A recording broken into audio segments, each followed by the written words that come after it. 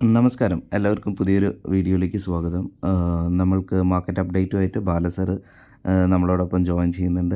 ഇന്നെടുക്കാൻ പറ്റുന്ന stock specific ആയിട്ടുള്ള കാര്യങ്ങൾ, അതുപോലെ തന്നെ ഫെഡിൻ്റെ അനൗൺസ്മെൻറ്റ് വരുന്നുണ്ട് റേറ്റ് കട്ട്സിൽ. അതിൻ്റെ കാര്യങ്ങളും ഇൻട്രാഡേയിൽ എടുക്കാൻ പറ്റുന്ന സ്റ്റോക്കുകളും മറ്റ് അപ്ഡേറ്റ്സുമായിട്ട് ബാല സാറ് നമ്മളോടൊപ്പം കോളിൽ ജോയിൻ ചെയ്യുന്നുണ്ട്. വെൽക്കം ബാല സാർ. ഫ്ലാറ്റ് ഓപ്പണിംഗ് അല്ലേ? ഫ്ലാറ്റ് ഓപ്പണിംഗ് ആണ്. നമ്മൾ ഇന്നലെ പറഞ്ഞ പോലെ അതേപോലെ തന്നെയാണ് മാർക്കറ്റ് ഇന്നലെയും ഇന്നും നമുക്ക് കാണാൻ സാധിക്കുന്നത്. ഇന്നലെ ഞാൻ പറഞ്ഞിരുന്നു നമുക്ക് ഏറ്റവും വലിയൊരു ഈവന്റ് ആണ്. ഈവന്റ് ആയതുകൊണ്ട് നമുക്ക് റേറ്റ് കട്ട് മീറ്റിംഗ്സ് ആയതുകൊണ്ട് മാർക്കറ്റ് ഏകദേശം ഹെഡ്ജഡ് ആയിരിക്കും.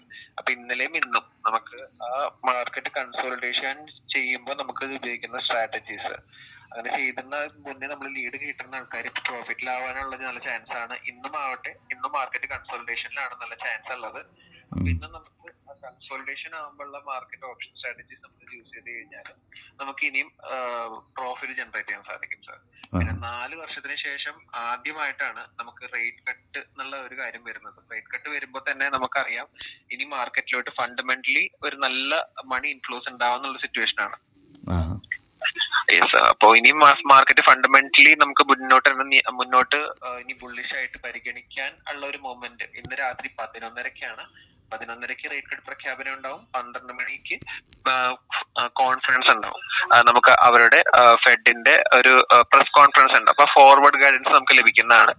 മാർക്കറ്റ് ഔട്ട്കം പറയുകയാണെങ്കിൽ മുന്നേ എക്സ്പെക്ടേഷൻ ഞാൻ പറഞ്ഞിരുന്നു. നമുക്ക് റേറ്റ് കട്ട് കൺഫേംഡ് ഉള്ള രീതിയിലാണ് നമുക്ക് മണി മാർക്കറ്റ്സ് കാണാൻ സാധിക്കുന്നത്. അത് ഏറ്റവും ഒരു ബുള്ളിഷ് കാര്യം തന്നെയാണ്. കാരണം 4 വർഷം നമ്മൾ ഏകദേശം റേറ്റ് ഹൈക്കിലോട്ടും ഹോൾഡിലോട്ടുമാണ് കണ്ടത്. അതിനർത്ഥം കുറെ പൈസ ഇനിയും മാർക്കറ്റിൽ നിന്ന് മാറി നിൽക്കുകയാണ്. ഇനിയും ഈ റേറ്റ് കട്ട് കണ്ടതിന് ശേഷമാണ് ഇനി മാർക്കറ്റിൽ ഇനി ഇഷ്ടം പോലെ പൈസ ഗ്ലോബൽ മാർക്കറ്റിൽ ഒഴുകി വരാൻ പോകുന്നത്. 25 BPS 50 BPS എന്നുള്ള ഒരു കാര്യം മാത്രമായിരുന്നു ഒരു സംശയം. അതിൽ നമുക്ക് മണി മാർക്കറ്റ്സ് ഇന്നാണ് ഇവന്റ് ഇന്ന് സൂചിപ്പിക്കുന്നത് 60% ചാൻസ് 50 BPS ഓളം എക്സ്ട്രീം ബുള്ളിഷ് സിനാരിയോയിലോട്ടാണ് ഇപ്പൊ ഇപ്പോഴും മാർക്കറ്റ് പ്രൈസിങ് ചെയ്യുന്നത്. അപ്പൊ നമുക്ക് ഇപ്പോഴും റേറ്റ് കട്ട് അതുകൊണ്ട് തന്നെ സൈക്ലിക്കൽ സെക്ടേഴ്സിൽ ഇനിയും നമുക്ക് ശ്രദ്ധ കൊടുക്കാന്നുള്ളൊരു കാര്യമാണ് നമുക്ക് ഇനിയും പറയാനുള്ളത്. പിന്നെ നമുക്ക് പ്രത്യേകിച്ച് സെക്ടർ വൈസ് പറയുകയാണെങ്കിൽ സെക്ടർ വൈസില് പെട്രോളില് നമുക്ക് ആ വിൻഫോളിന്റെ ഒരു ടാക്സ് കട്ട് വന്നിട്ടുണ്ട്. അതുകൊണ്ട് തന്നെ നമുക്ക് ആ ഒരു സെക്ടർ ഓയിൽ സെക്ടർ നമ്മൾ ശ്രദ്ധിക്കേണ്ടത് തന്നെയാണ്. പിന്നെ നമ്മൾ ഓവറോൾ നമ്മൾ ഇന്നത്തെ ശ്രദ്ധിക്കേണ്ട സെക്ടറിനെ കുറിച്ച് പറയുകയാണെങ്കിൽ മെറ്റൽ, ഷുഗർ, IT, FMCG, പിന്നെ മിഡ് ക്യാപ്പ്. ഇന്ന് 5 സെക്ടറുകൾ ഇന്നത്തേക്ക് നമുക്ക് ശ്രദ്ധിക്കാം. Metal, sugar, IT, mid cap. ഞാൻ നിങ്ങൾക്ക് പതുക്കെ പറയാം. Metal, sugar, IT, FMCG. Okay. പിന്നെ മിഡ് ക്യാപ്പ്. പ്രത്യേകിച്ച് നമുക്ക് ഇന്നലെ നമുക്കൊരു സാറിന് ലീഡ് ഷെയർ ചെയ്തിരുന്നു. IT സെക്ടറിൽ അടുത്ത മാസമാണ് റിസൾട്ട്. ആ റിസൾട്ട് പോസിറ്റീവ് എക്സ്പെക്ടേഷൻ ആണ് നമുക്ക് ഉള്ളത്. അതായത് റിസൾട്ട് നമുക്ക് മാർക്കറ്റിന് അനുകൂലമായിരിക്കും. റേറ്റ് കട്ട് വരുമ്പോഴും നമുക്ക് കൂടുതൽ ബുള്ളിഷ് ആയിട്ട് പരിഗണിക്കാൻ പറ്റിയൊരു സെക്ടർ തന്നെയാണ് നമുക്ക് IT സെക്ടർ. അപ്പോ എല്ലാം കൊണ്ടും നമുക്ക് IT സെക്ടർ ഇപ്പോഴും ബ്രോക്കേഴ്സിനായാലും കസ്റ്റമേഴ്സിനായാലും നമുക്ക് എല്ലാവർക്കും പരിഗണിക്കാൻ പറ്റുന്ന ഒരു സെക്ടർ തന്നെയാണ് IT. അപ്പോ അതിൽ ITയിലും മിഡ് ക്യാപ്പിലാണ് ഏറ്റവും കൂടുതൽ നമ്മൾ മൂവ്മെന്റ് കാണുന്നത്. അപ്പോ മിഡ് ക്യാപ്പും ബുള്ളിഷാണ്, ITയും ബുള്ളിഷാണ്. എനിക്ക് തോന്നുന്നു കുറച്ചും കൂടി നമ്മൾ ഈ ടൈമിൽ ശ്രദ്ധിക്കുകയാണെങ്കിൽ ITയിലെ മിഡ് ക്യാപ്പ് നമ്മൾ തെരഞ്ഞെടുത്ത് നോക്കുകയാണെങ്കിൽ നമുക്ക് ചെയ്യാൻ പറ്റും. പിന്നെ ഞാൻ ഇപ്പൊ ഒരു ഇത് പറഞ്ഞിരുന്നു, ഇന്നലത്തെ വലിയൊരു ന്യൂസ് ഓയിലിന്റെ വിൻഡ്ഫോൾ ടാക്സ് കുറച്ചു എന്നുള്ളത്. അതിലൊരു സ്റ്റോക്ക് എനിക്ക് പറയാനുണ്ട്. മോത്തിലാൽ ഒസ്വാൾ സജസ്റ്റ് ചെയ്യുന്നത് ഓയിൽ ഇന്ത്യ ഷെയർ ആണ്. ഓയിൽ ഇന്ത്യയിൽ ഇന്നലത്തെ ആ ഒരു ന്യൂസ് കാരണം ഫണ്ടമെന്റലും ടെക്നിക്കലും ഒരു ബൈ റേറ്റിംഗ് ഉണ്ട്. 21% അപ്സൈഡ് ആണ് പറഞ്ഞിരിക്കുന്നത്.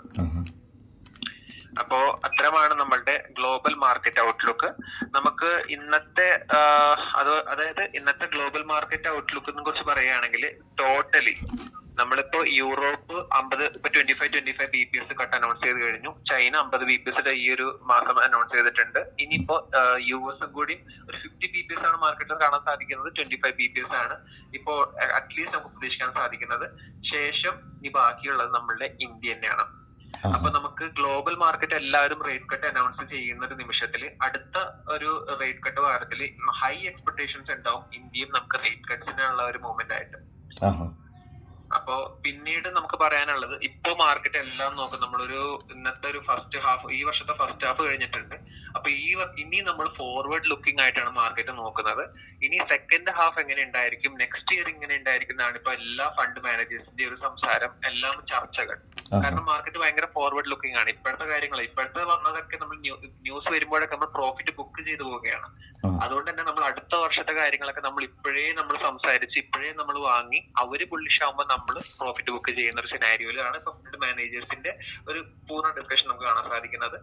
നമ്മൾ മൊത്തത്തിൽ ഒരു ഓവറോൾ നമ്മൾ ഈ വർഷത്തെ പാതി, ഈ സെക്കൻഡ് ഹാഫിനും അടുത്ത വർഷത്തിനും സംസാരിക്കുകയാണെങ്കിൽ ഈ വർഷം നമുക്ക് IPO, ഇപ്പൊ നമുക്ക് IPOയിൽ ഫസ്റ്റ് ഹാഫ് നമുക്ക് നല്ല നല്ല IPOs കാണാൻ സാധിച്ചു. പ്രത്യേകിച്ച് ഈ ആഴ്ച നമുക്ക് 7 IPO 14 അലോട്ട്മെന്റും ഉണ്ടെങ്കിലും സെക്കൻഡ് ഹാഫിൽ ഇതിനേക്കാളും കൂടുതൽ IPOs നമുക്ക് കാണാൻ സാധിക്കുന്നതാണ് എക്സ്പെക്ടേഷൻ.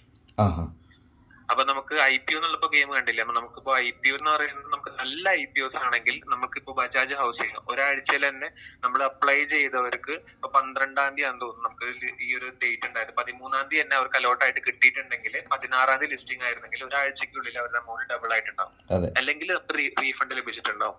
ബജാജ് ഹൗസിംഗ് ലിസ്റ്റിംഗ് ആയതിനു ശേഷം 2 ദിവസമായിട്ട് കൺസിക്യൂട്ടീവ് ആയിട്ട് അപ്പർ സർക്യൂട്ട് ആയിരുന്നു. ഇന്നലെയും കൂടി അപ്പർ സർക്യൂട്ട് ആയിരുന്നു. കാരണം ഫിലിപ്സ് ക്യാപിറ്റലിലെ ബൈ റേറ്റിംഗ് ഉണ്ടായിരുന്നു. IPO പ്രൈസിനേക്കാളും 3 മടങ്ങ് ഉണ്ടാവും എന്നുള്ളത്. അപ്പൊ അതിനുശേഷം നല്ലൊരു അപ് ട്രെൻഡ് ആണ് കാണാൻ സാധിക്കുന്നത്.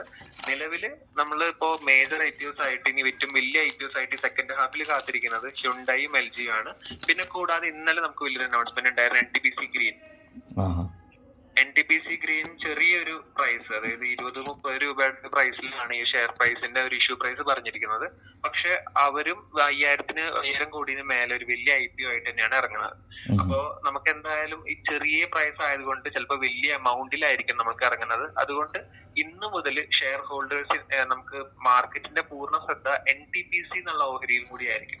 NTPCയുടെ നമ്മൾ ഷെയർ വാങ്ങുകയാണെങ്കിൽ നമുക്ക് ഷെയർ ഹോൾഡേഴ്സ് കോട്ടയിൽ നമുക്ക് NTPC ഗ്രീനിന്റെ ഷെയർ അപ്ലൈ ചെയ്യാൻ സാധിക്കുന്നതായിരിക്കും.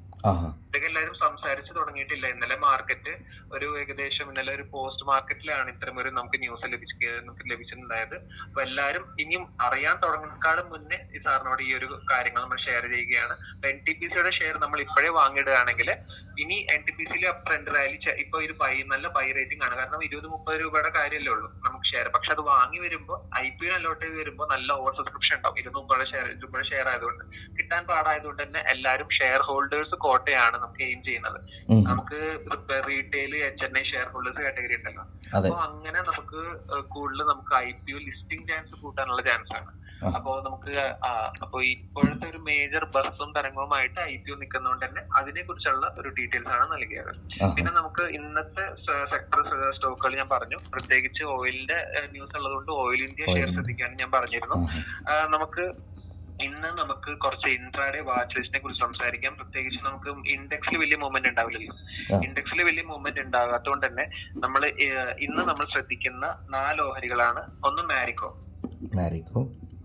ഒന്ന് MCX, Gravita, ICICI bank. Okay, ഇന്ന് ഇതാണ് നമ്മളുടെ ഇൻട്രാഡേ വാച്ച് ലിസ്റ്റ്. നമുക്ക് ഇനി മന്തിലോട്ട് ശ്രദ്ധിക്കുകയാണെങ്കിൽ ഇപ്പോഴും നമ്മൾ L&T ഫിനാൻസ്, സെയിം സ്റ്റോക്ക് തന്നെയാണല്ലോ പറഞ്ഞ L&T. അത് നമ്മൾ ഇപ്പോഴും അത് പൊസിഷണൽ വ്യൂ ആയതുകൊണ്ട് തന്നെ നമ്മൾ ആ ഒരു അപ് ട്രെൻഡ് കണ്ടിന്യൂഷൻ നമ്മൾ എക്സ്പെക്ട് ചെയ്യുകയാണ്. പിന്നെ call India, HPCL, Godrej consumer, Zomato. ഇന്ന് ഇൻട്രാഡേ വാച്ച് ലിസ്റ്റ് ആയിട്ട് നമ്മൾ ഏറ്റവും കൂടുതൽ ഒരു technical pick of the day ആയിട്ട് പരിഗണിക്കുന്നത് ഹീറോ മോട്ടോകോർപ്പ്. ഓക്കെ, പിന്നെ ഇന്നും ബാങ്ക് നിഫ്റ്റി എക്സ്പയറിംഗ് കൂടിയാണ്. പ്രത്യേകിച്ച് നമ്മൾ റെക്കമെൻഡ് ചെയ്യുന്ന സ്ട്രാറ്റജി ഇന്ന് അധികം ഈവന്റ് ആയതുകൊണ്ട് തന്നെ വലിയൊരു വൊളാറ്റിലിറ്റി പ്രതീക്ഷിക്കുന്നില്ല. അപ്പൊ നമുക്ക് അത്തരം ഒരു കൺസോൾട്ടേഷന് ബെസ്റ്റ് ആയിട്ടുള്ള നമുക്കൊരു സ്ട്രാറ്റജി നമുക്ക് ഇതിലോട്ട് അപ്ലൈ ചെയ്യാനാണ് കൂടുതൽ നമുക്ക് ബെനിഫിഷ്യൽ ആയിട്ട് മാറാൻ കൂടുതൽ സാധ്യത. ഓക്കെ സാർ, അപ്പൊ ഇതിനായിരുന്നു global market outlooks. Market range bounded ആയിരിക്കും അല്ലേ? നമ്മൾ നേരത്തെ പറഞ്ഞിരുന്നു IT മിഡ് ക്യാപ്പ് എന്ന് പറയുന്നത്, അതൊന്ന് സ്റ്റോക്ക് സ്പെസിഫിക് ആയിട്ട് പറയുകയാണെങ്കിൽ. സ്റ്റോക്ക് സ്പെസിഫിക് ആയിട്ട് അത് സാറേ ഒന്ന് നമുക്ക് IT മിഡ് ക്യാപ്പിൽ നല്ല വോളിയം കണ്ടിരുന്നു. ഇന്ന് നമുക്ക് ഒന്നും കൂടി നോക്കേണ്ടി വരും. നമുക്ക് മാർക്കറ്റ് ജസ്റ്റ് ഓപ്പൺ ആയിട്ടുള്ളൂ. ഇന്ന് ഏതൊക്കെയാണ് ബസ് എന്നുള്ളത്. അപ്പൊ ഇന്നലത്തെ ട്രെൻഡ് ആയിരുന്നു. ഇന്ന് ഇന്ന് അധികം ആൾക്കാർ അറിയാത്തതുകൊണ്ട് ഒരു അപ് ട്രെൻഡ് നമ്മൾ പ്രതീക്ഷിക്കുന്നത്. Okay sir. ഓക്കെ, അപ്പോൾ ഇന്ന് രാത്രി അനൗൺസ്മെന്റ് ഉണ്ടാവും. നാളെ ഇന്ത്യൻ മാർക്കറ്റ് അതിന്റെ മൊമെന്റോ കണ്ടു തുടങ്ങാൻ പറ്റും അല്ലേ? Yes sir. അതിനെപ്പറ്റി അതിനെ ബേസ് ചെയ്തായിരിക്കും ഇനി 2 ദിവസത്തെ ഒരു നമുക്ക് മൊമെന്റ്. പിന്നെ സാർ ഇപ്പൊ നമുക്ക് കാണാൻ സാധിക്കുന്നത് IT മിഡ് ക്യാപ്പിൽ ഞാൻ ഇപ്പൊ ശ്രദ്ധിച്ച stock LTIM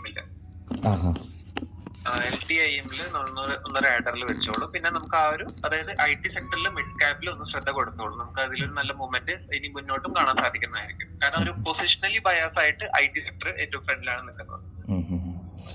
okay sir. Announcement positive ആണ്. IT സെക്ടറിലും വലിയൊരു bullish moment including large cap ഉണ്ടാവേണ്ടതാണല്ലോ. ഇൻക്ലൂഡിംഗ് ആണ്. എല്ലാ സൈക്ലിക്കൽ സെക്ടേഴ്സും ബുള്ളിഷ് ആണ്. പ്രത്യേകിച്ച് നമുക്കിപ്പോ റിസൾട്ട് പോസിറ്റീവ് ആവുന്ന കൂടുതൽ റെക്കമെൻഡേഷൻ, നമുക്ക് കൂടുതൽ എക്സ്പെക്ടേഷൻ IT സെക്ടർ തന്നെയാണ്. അപ്പോൾ നമുക്ക് സൈക്ലിക്കലും റിസൾട്ടും കൂടുതൽ എല്ലാം ടെക്നിക്കലും ആവട്ടെ എല്ലാം IT സെക്ടറിനാണ് നമുക്ക് അനുകൂലമായിട്ട് വരുന്നത്. ഓൾസോ FMCG അല്ലേ?